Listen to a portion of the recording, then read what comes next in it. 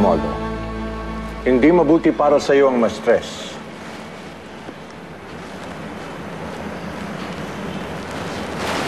Totoo ba?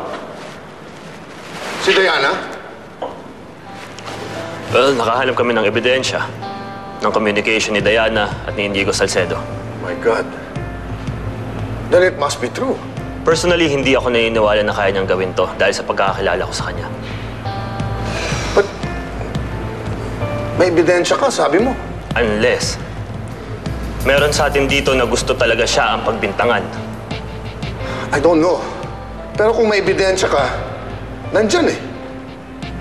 Stop it! Sumasakit ang ulo ko sa inyo. Wala na si Diana. Ano ba? Why don't we all go back to work and try to repair some damage that has been done? Come on! Yes, sir.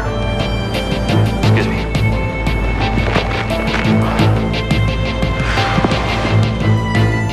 Unfair. Sabi ko na eh, pinalayas na talaga si Ma'am Diana. Kawawa naman siya.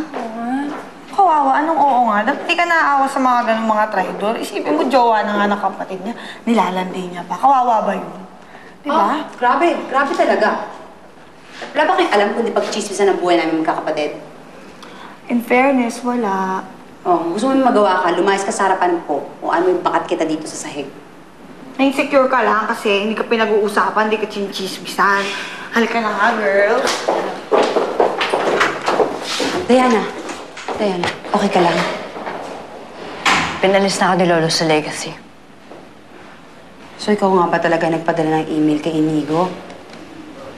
Yung kasi ang chismis sa IT eh. Alam mo naman ang chismis, may pakpak. Pero kung talagang ginawa mo yun, naiintindihan ko naman yun eh. I'm sure may malaki kang dahilan. Malaki ba binayad sa'yo? Sandali lang. Huwag kang umalis. May sasabihin ako sa'yo. Good luck sa'yo. Sa buhay mo, sa career mo, love life kung gusto mo. Malay mo, may magawa ka pa para mabuhay na matay mong career. Pero huwag ka masyadong umasa kasi masasaktan ka lang. Sige na. Okay na. Sige na. 1 down. 1 to go.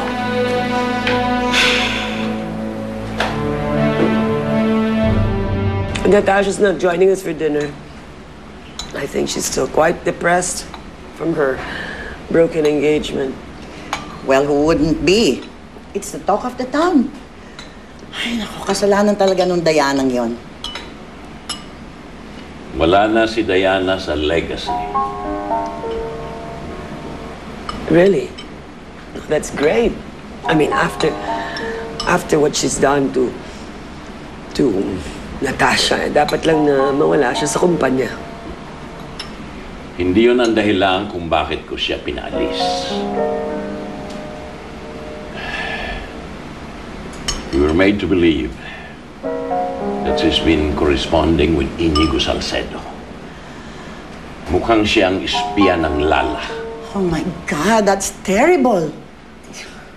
I knew it. I knew it from the very start that she was up to no good. That bitch, baka hindi pa niya anak ni Cesar yan. Hindi ba napatunayan na sa DNA na anak nga siya ni Cesar? Or you have selected amnesia bordering on dementia?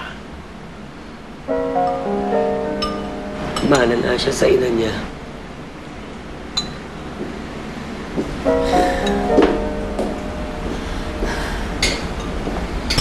Oh, Natasha. I thought you were not feeling well. Lo, can I talk to you? What is it you want to talk to me about?